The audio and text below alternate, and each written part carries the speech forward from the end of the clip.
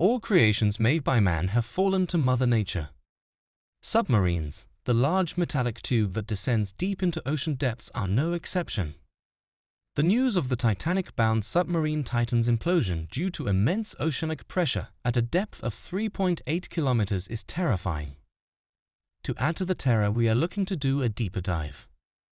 Have you ever wondered what happens to the human body when a submarine implodes? It's a topic that sends shivers down your spine and leaves you in awe of the immense forces involved. The answer is a horrifying one, where the body is crushed by the water, and this all happens in an instant, so fast that people don't even experience any pain. So how does this water do it? And how does it do it so fast? You see, when a submarine implodes, it happens at a jaw-dropping speed.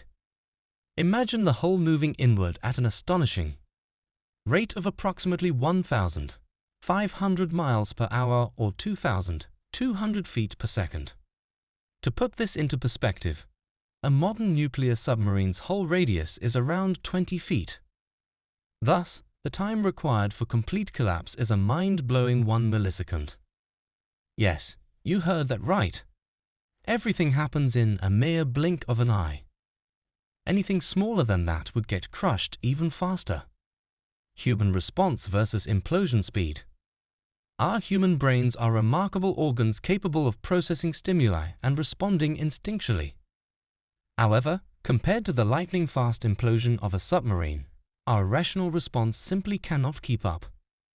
While our brain instinctually responds to stimuli at a relatively rapid pace of 25 milliseconds, the complete sense-to-reason-to-action process takes about 150 milliseconds at best. The colossal implosion happens in a fraction of that time, leaving little room for any conscious reaction. The recent incident has brought a huge spotlight on oceanography and the question of what happens to the human body in an implosion. According to the Oxford Dictionary, an implosion can be defined as the act of collapsing into the center.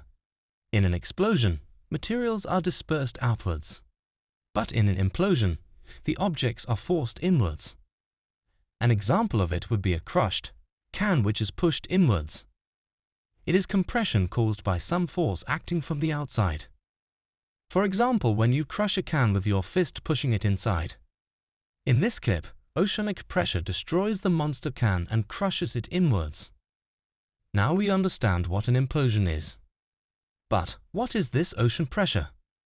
The mysterious force which does not allow humans to explore the depths of the oceans. Ocean pressure refers to the force exerted by the weight of water in the ocean. As you go deeper into the ocean, the weight of the water above you increases, causing the pressure to rise.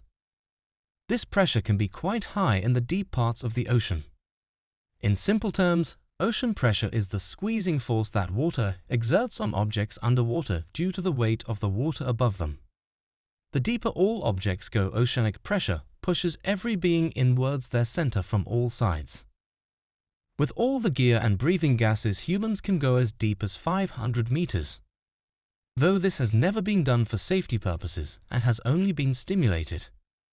Without high-tech gear, humans can only go as deep as 60 meters, which is nothing since the average depth of the ocean is 3,688 meters. This sheds light on how dangerous deepwater oceans are. Oceanic pressure can be calculated using the equation of pressure equals depth multiplied by gravity and density of the water. The unit commonly used to measure oceanic pressure is the decibar. The decibar is a unit of pressure equal to 1/10 of a bar, which is approximately equal to atmospheric pressure at sea level. It is often used in oceanography and marine sciences to express water pressure at different depths in the ocean. The Mariana Trench reaches a depth of approximately 11,000 meters, where the pressure is equivalent to 1,086 bars or 15,750 psi. To grasp the magnitude of this pressure, imagine the sensation of having 100 elephants standing on your head. That is the pressure one would feel at that ocean depth. Now we understand the force that caused the submarine's implosion. We can now put a microscope on the incident. The explosion within. As the submarine's hull collapses, the air trapped inside behaves like an engine piston. The sudden compression of air causes auto-ignition, resulting in a devastating explosion. What happens to humans inside the sub? The answer is quite horrifying and relieving at the same time. At a depth of 3.8 kilometers, the oceanic pressure would be about 6,000 pounds per inch.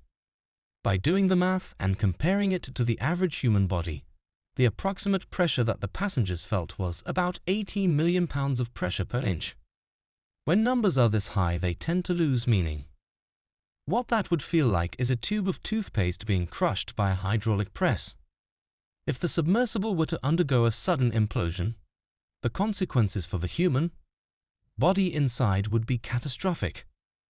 The abrupt compression of the surrounding environment would result in the immediate and severe crushing of the individual's body. This process would occur within a fraction of a second due to the substantial and immediate change in pressure. The compression would affect various parts of the body containing gas, such as the lungs and gastrointestinal tract, causing them to collapse or implode. Additionally, the water pressure would force water into body cavities like the nose, mouth, and ears. These rapid changes in pressure could lead to significant internal injuries, including bleeding and organ damage. One of the upsides, if there is one. Given the rapidity of the implosion, it is unlikely that an individual will experience considerable pain. Most human tissues are fluid-filled and are for the most part incompressible. Human lungs and sinuses would be crushed instantly, and the immense shock would render them unconscious almost instantly due to the extreme trauma and lack of oxygen, and the people wouldn't even know about it. The deaths are instantaneous and painless. Regarding the visual aspects, the implosion would generate a powerful shockwave in the water, resulting in a sudden cloud of debris comprising the destroyed submersible and, sadly, the remnants of the occupant. Subsequently, the water would swiftly rush back into the void, further contributing to the chaotic scene. Now the final question that we arrive at is what happened to the bodies of the passengers? When did all of the bodies go? Or at least their remains? Firstly, the bodies would go through immense heat. The air bubble created by the submarine will fail, and all the pressure outside is going to compress the air inside, heating up to an excruciatingly hot 10,000 degrees Fahrenheit, or the temperature of the sun. If anything did remain of the bodies, it would be turned into gel and would be ejected at extremely high velocity. The compressed process meant would be ejected outwards, soon to be the food of the underwater creatures below.